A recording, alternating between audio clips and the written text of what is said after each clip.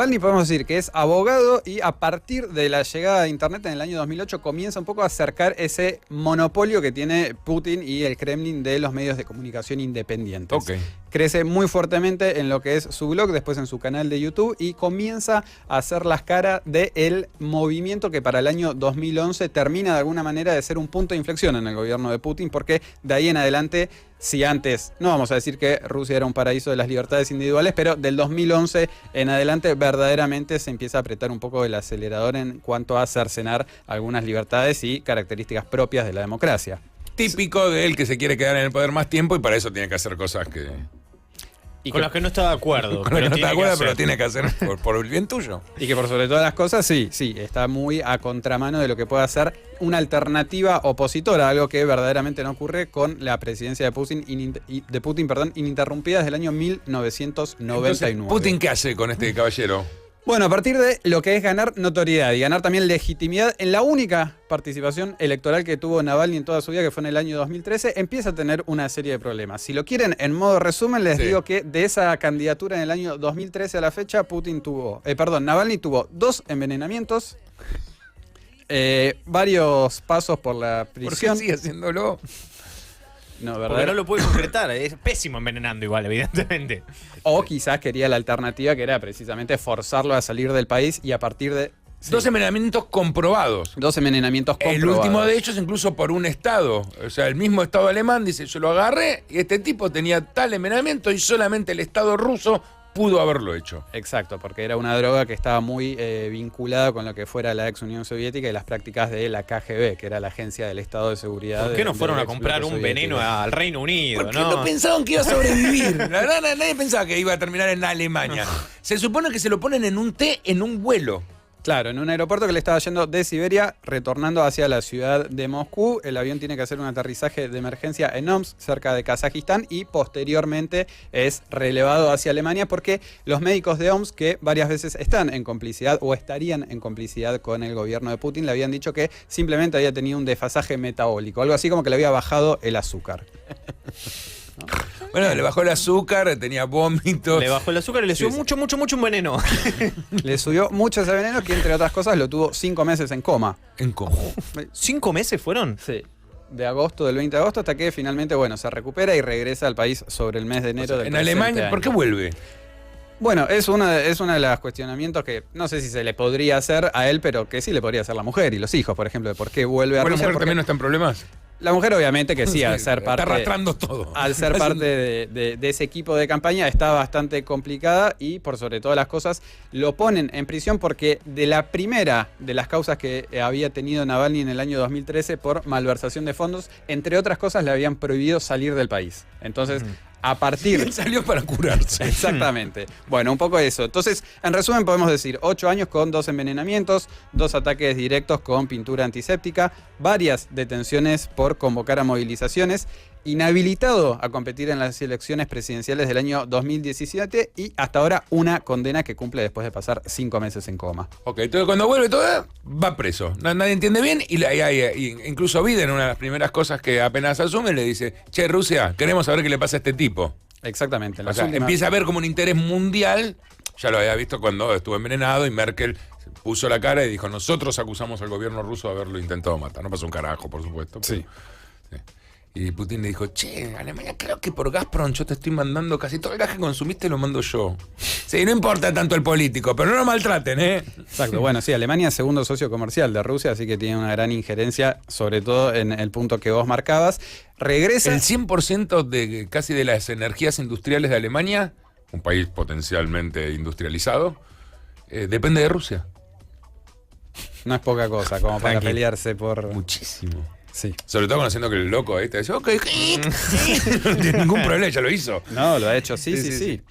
Bueno, y decíamos, finalmente ingresa o regresa al caso de la Federación Rusa, donde es detenido, está cumpliendo actualmente 2 años y 8 meses de prisión, pero también está a la espera de muchísimas otras investigaciones, como por ejemplo una por fraude que está penada con 10 años de prisión, por lo cual uno creería o podría esperar de que el futuro, no solo político, sino también civil de Navalny está seriamente comprometido, y como decías vos, en las últimas horas, en el día de ayer, la administración de Biden marcando algunos de los tantos contrapuntos en materia internacional con con el de Trump, anunció una serie de medidas y sanciones económicas contra 7 funcionarios y 14 empresas de la Federación Rusa que en términos generales no le van a representar muchos cambios al destino de Navalny, pero de alguna manera lo que pone en agenda es que desde Estados Unidos, desde los Estados Unidos de Biden, se considera que Navalny fue primero envenenado, que hubo un intento de homicidio y que está injustamente encarcelado. ¿Y estas sanciones en qué repercuten en las relaciones bilaterales, en las cuestiones económicas? No, es como lo que te conté de la justicia laboral. Claro.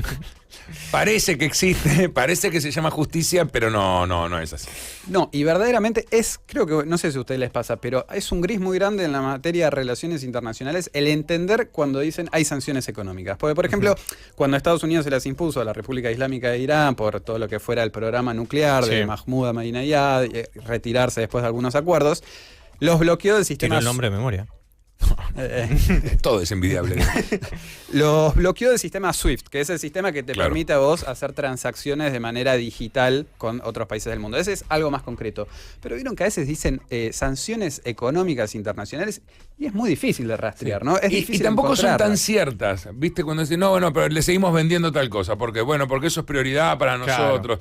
Pasa a ser un poco con esto, son prioritarios en la democracia. Claro, son más simbólicas que representativas de la economía, del funcionamiento son económico. Puro bla real, bla, la mayoría son puro bla bla, son muy difíciles seguirlas. Sí, y por sobre todo creo que es eso, marcar el contrapunto de lo que fueron 4 años de una administración que estuvo, no vamos a decir... Sí, a menos que sea muy poco... Cuba realmente tuvo un bloqueo, caminar por sus calles y ver los autos viejos no era porque le gustaba realmente filmar Rápidos y Furiosos. La verdad es que ahí sí, cuando el poderoso le hace un bloqueo, se siente. Sí. Irak en un punto también lo sintió. Irán, sí, Irán. Irak lo sintió en otros varios sentidos. Claro, pero después te enterás que era todo una mentira también, ¿no? Que muchas veces se buscan excusas que se hacen desde siempre. Mira, justo hablando la otra vez de la guerra de la Triple Alianza. A Paraguay le iba también todo, que a la región le da por las pelotas a Brasil y Argentina. E inventan que que Paraguay está haciendo cosas sediciosas, que está maltratando a su gente, que están desarrollando como armas. Le inventan una historia para atacarlos. Y en buena medida, en ese caso, sí, muy funcionales a los intereses del Imperio Británico, que era el que tenía el principal Sin deseo duda, sí, fuimos trenabos de ese colapso y por sobre Uruguay todo más que nada metido, ¿no? Pero de un país que era autosuficiente, que era bastante autárquico. Bueno, sí, en ese caso, por primera y única Julio vez, César invadió con Roma, dice, no, bueno, hay que tomar toda la Galia porque... No, estos tipos están envenenando chiquitos, o sea, cosas así decían también. Sí, los argumentos, el más cercano y que de alguna manera reconfigura el sistema internacional y la doctrina o los dilemas de seguridad fue el de Bush hijo, diciendo en el Congreso básicamente que iban a invadir Afganistán, después Irak y llevar todo un proceso de desastre absoluto sobre Medio Oriente con la excusa de haber encontrado armamento nuclear que... Una invasión después se dieron cuenta que no, pero desde otro lugar tenían ya la presencia militar en un punto más que más relevante. Se da visibilidad a todos estos casos, hay organizaciones, hay ONG en el mundo, Amnistía Internacional, no sé, hay muchas organizaciones que están todo el tiempo luchando y haciendo visible todo esto. Más allá de la visibilidad y de preocuparse, las mujeres estas... en Bielorrusia. Sí. Vemos las cosas, 2 semanas en los noticieros, pero después no pasa nada, ¿no? No, las cosas solo cambian porque empeoran en alguna medida y en el caso de Rusia y por sobre todo las cosas de Putin parece inalterable lo que es su poder, además de lo que es su presencia ininterrumpida desde el año 99 cuando renuncia Boris Yeltsin a la presidencia y lo deja él como mandatario interino, después gana las elecciones del año 2000.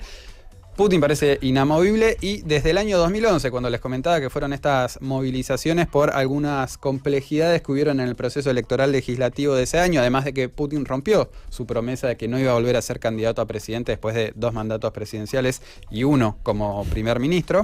Bueno, a partir de ahí, verdaderamente es que el Kremlin pisó el acelerador y empezó a cercenar cada vez más las libertades individuales con un discurso bastante contradictorio a lo que era o había sido la llegada del presidente al poder, que es llamando a la nostalgia. Es decir, todo lo que fue la disolución del bloque soviético en esas 15 naciones, bueno, Putin lo retrotrajo para de alguna manera intentar convocar ese discurso de que Rusia es una gran nación, de que tiene un destino dentro del sistema internacional. Y de la mano de lo retórico, el año pasado aprobó una serie de enmiendas a la Constitución que le permitirían en principio ser presidente hasta el año 2036.